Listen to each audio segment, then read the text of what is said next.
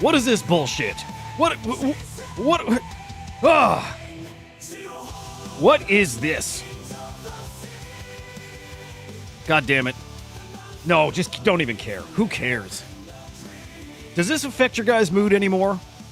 I'd wake up and see Bitcoin down, ETH down, all of it down, and man, it would bum me out. Hey, maybe I'm growing up a little bit, maturing a little, because I do not care. I just don't. Good morning. Hey, good morning, D-Yank. Great to see you, man. Man, let's get right into it. Wasn't expecting this morning. Didn't even look at the charts to see what time the bottom kind of fell out here. And man, I mean, I guess as bad as it looks at first glance, we're down 3%, 4%, nothing crazy. I am very used to seeing 5% swings, especially in the bull market. Super volatile time. So these swings of a few percent, I don't know. Maybe it's just a lot of overreacting I'm seeing out on the timeline. But again, it just doesn't move the needle one way or another. I know where we're going, and we're going somewhere pretty damn special. If you tuned into the Little Noun show last night, super fun show, super casual, chatted the market.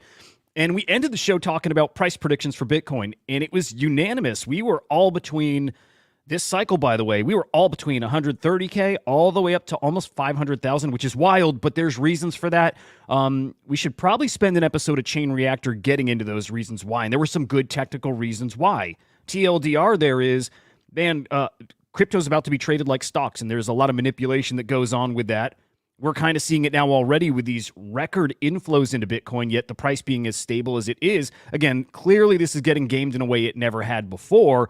That is going to ultimately lead to some price squeezes. It is. It's going to get pretty wild here. So expect some crazy times ahead. Really good to see you guys. I love it. Don't care. Long-term hodl. I think we're all on the same page here. Did it used to affect you guys more? Let's say maybe last cycle.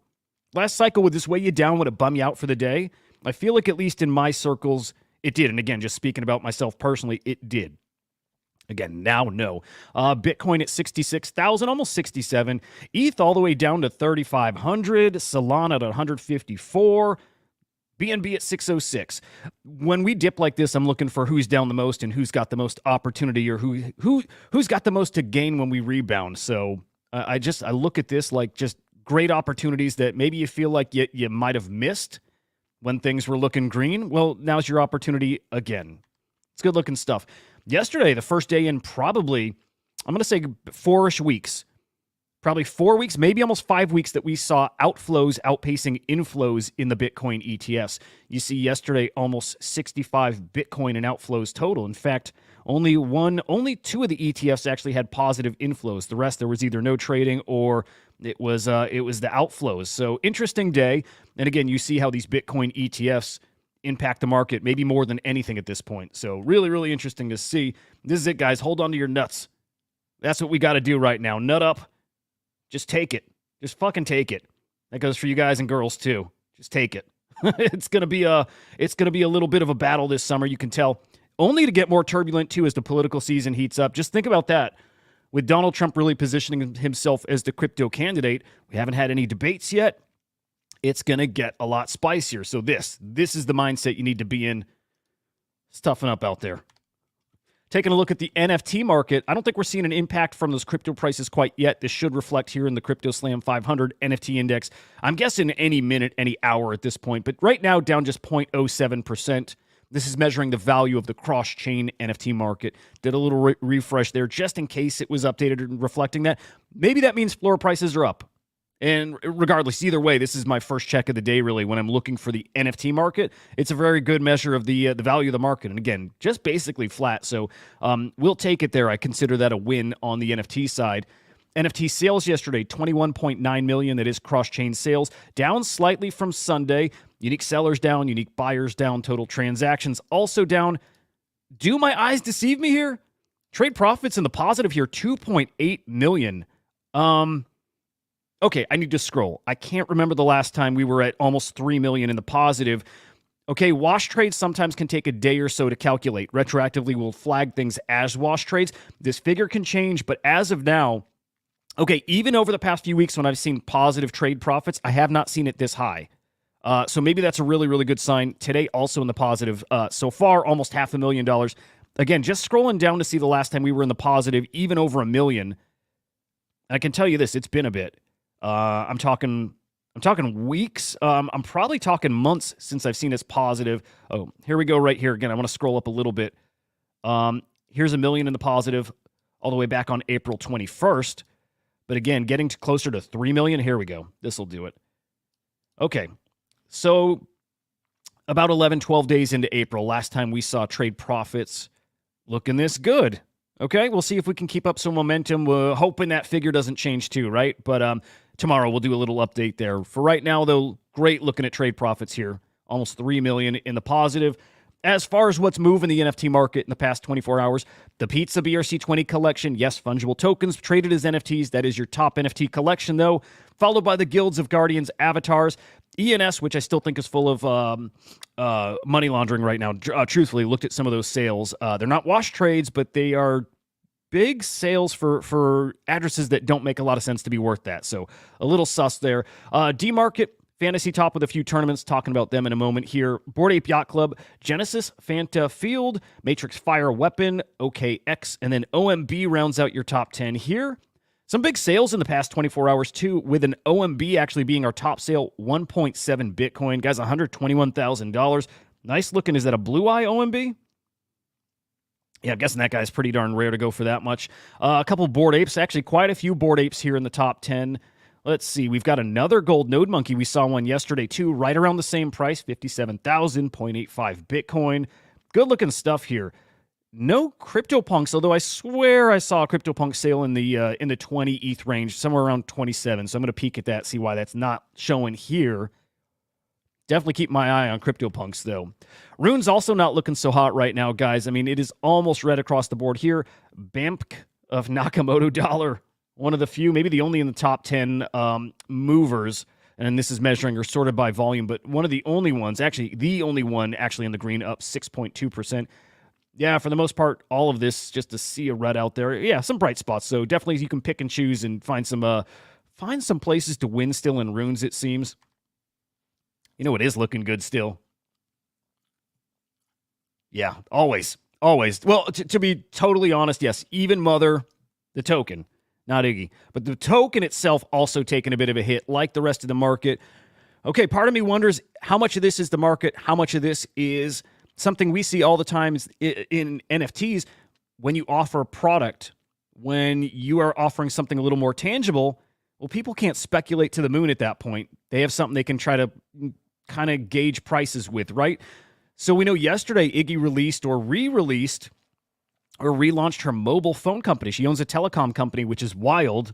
This was pretty cool to watch unfold actually yesterday because as she's launching it, she actually left her phone at home. I guess her brother had to fly it out to her wherever she was at. I actually think she was here in the States and meeting with the Solana team. So probably some more interesting stuff coming from Iggy.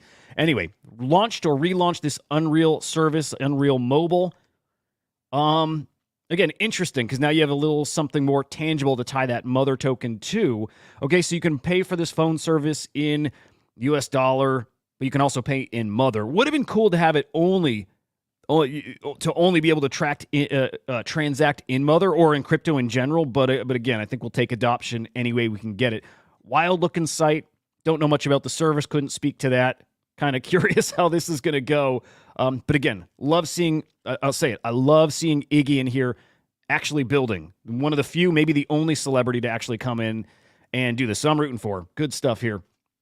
Guys, we talked yesterday about ZKsync teasing, well, what we assumed was a token. So this was the tweet from yesterday, or actually 2 days ago, saying pregame starts tomorrow. Get some rest, okay? Well, they did announce their token here. It's called the ZK token. You can actually go on their site. You can check their claim page, see if you're eligible.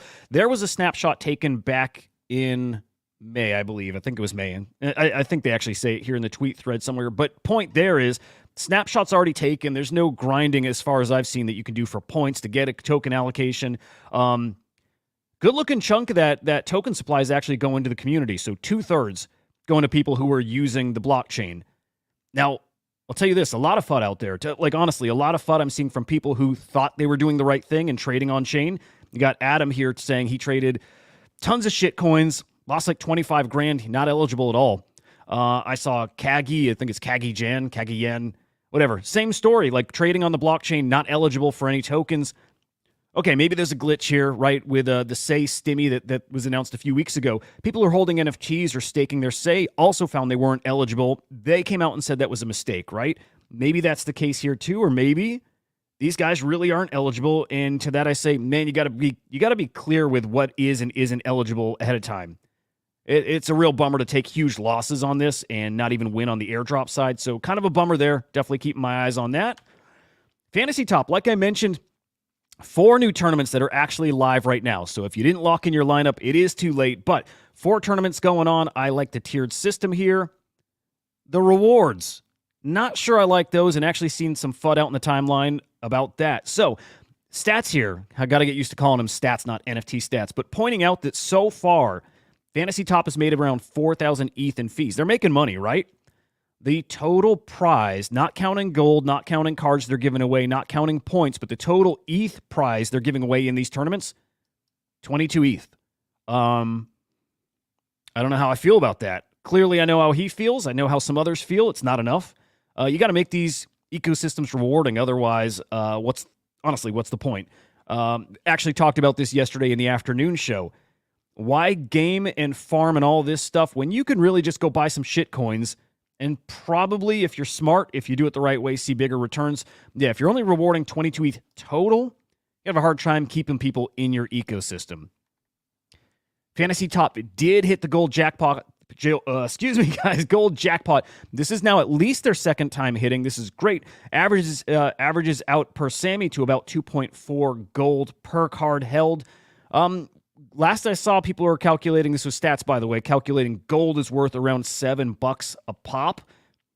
Not a bad stimmy if you got a nice deck there, so cool to see them win. I do have some exposure there. I've got probably 10, 11 cards, so it's nice to see how the ecosystem is working. Feel out is the rewards worth the effort, the time, the investment put in. Hard to say so far, but I'm leaning towards yes. Guys, Prime, this is from the Parallel card game. Last week, they announced their token, I guess, distribution and lockup period, also staking for a new token they have called, what is this new token called? Prompt, right? Called Prompt. You can stake your Prime, and they actually call it cashing it, which I love it. I love that. I love leaning into this techie terms, really like kind of making the tech, making the tokens part of the lore. I love that.